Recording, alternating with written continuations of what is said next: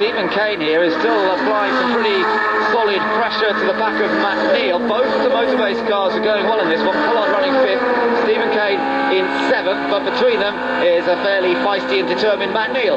Yes, and we've seen how he deals with BMWs in the first race with Matt Jackson. No action taken over that incident, by the way, just a racing incident. But Stephen Kane had a lot of understeer in the first race. He worked his front tyres a little bit too hard. His driving style is to push the car very hard into the corner. You can see there he carried a lot of corner entry speed, and he relies on his front tyres to do the turning then for him, and it wore them out a little bit. But certainly he's going well, and he's going to keep the pressure on Matt Neal. Yeah, this is a good run from Stephen Kane, but Matt Neal holding 6th at the moment. Won't be easy to pass. He's not been up to his usual competitive standards, Matt, but this is a bit better for him. He's ahead of his teammate Fabrizio Giovanardi, who's down in 8th place as a result of the little incidents we saw early on. And Stephen Kane, remember, still in his first season of British touring cars. And Matt Neal went sideways into Cora, and it's nicely under control, but this gives you an idea maybe the back end of the car's beginning to move around more. Yeah, the front-wheel drive cars tend to set their cars up so that the back end will slide a little bit in the very fastest corners, because in the slower corners where the back end grips, it then gives an easier time to the front tyres. So not uncommon to see the front-wheel drive cars just drifting a little bit through Rich's, Bombhole and Cora. Always looks good too, doesn't it? Fantastic. And this Vauxhall Vectra tends to be a good car in the fast corners. It's got good stability, slightly longer wheelbase than some of the others. Matt Neal, though, definitely not finding it easy here, with Stephen Kane bearing down on him.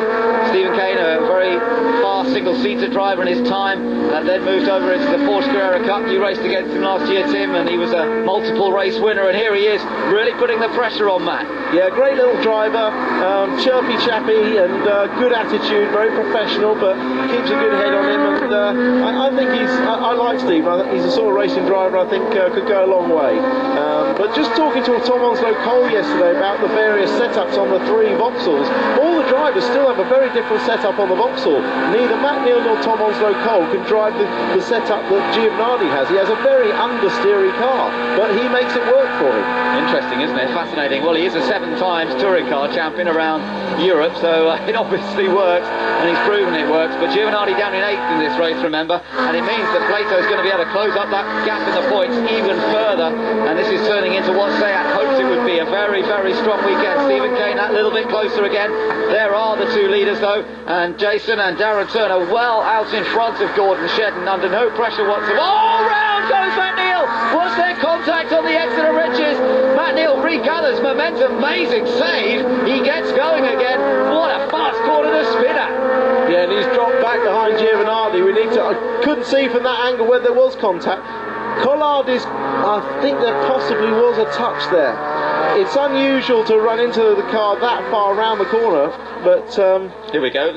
Should be a good view for us, Tim. Oh, yeah, a little bit.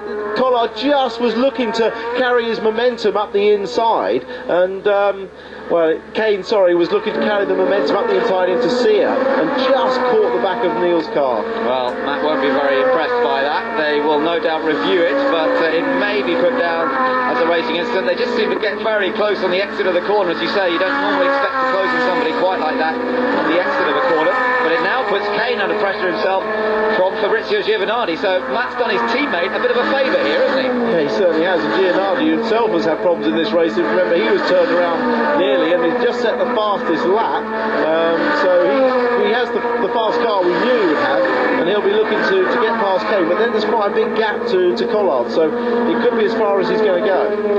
Yeah, I think the clerk, Bob Kettleborough, is going to be quite busy after this one. There are going to be a few drivers coming up to see him, to argue, and Onslow Cole pulls off to the side of the road. Well, he's been involved in 1 or 2 little incidents. Maybe he's not pulled off, he just had a spin there and is rejoined at slightly odd place. Well, we saw him have that moment, didn't we, earlier on, and which was a strange oversteer moment, and maybe he's had another one going around Coram, because that would explain how he ended up on the infield there. Yeah, obviously the car not tracking quite right. Matt Jackson on a charge, trying to get past Adam Jones.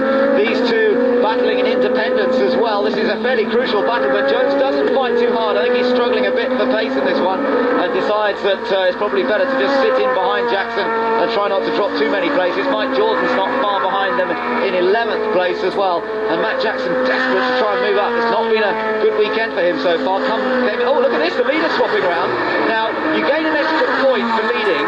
Seat have done done this before where they allow one of them to, Turner's just led that lap according to our timing screen. You get an extra point for that, and I think that's what they're doing here. Yes, they've got such a luxury, they can actually afford to just let Turner lead across the line and get the extra point. And certainly the pace that they're carrying in this race with the full ballast means that they really have got a very fast car here this weekend. Yeah, there's no doubt about it. That's what everybody thought.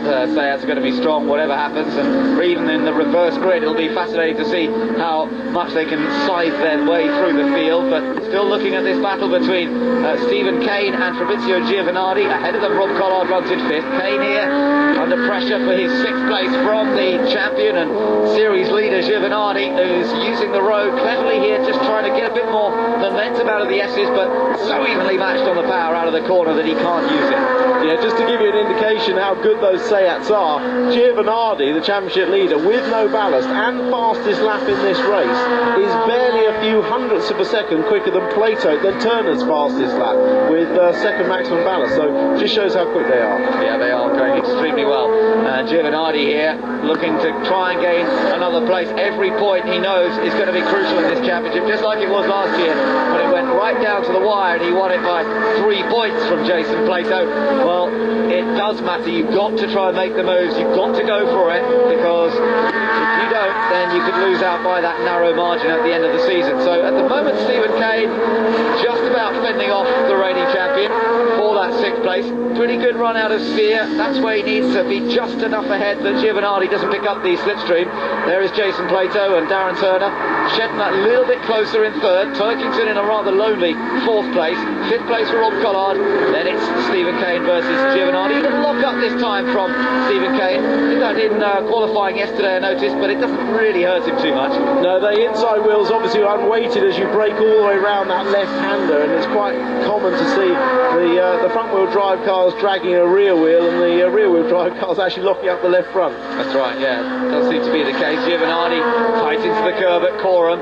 Down towards Russell they come. Safety car is on track now. I don't know what that's for, but something has happened somewhere, and the safety car on circuit.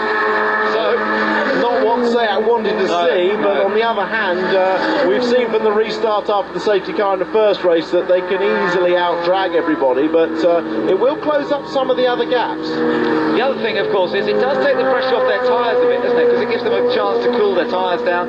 The Seat is slightly nose heavy, as we know. Maybe actually, in some ways, it's quite good for them. Yeah, I mean, it can cool the tyres down a little bit. It certainly lets the pressures recover, and it just gives the drivers a couple of minutes to think about where they are, have a chat with their engineer on the radio, and it looks as though the positions have changed between Giovanardi and Kane. Yes, yeah. And there's a possibility it was done under the yellow flag, but we'll have to see.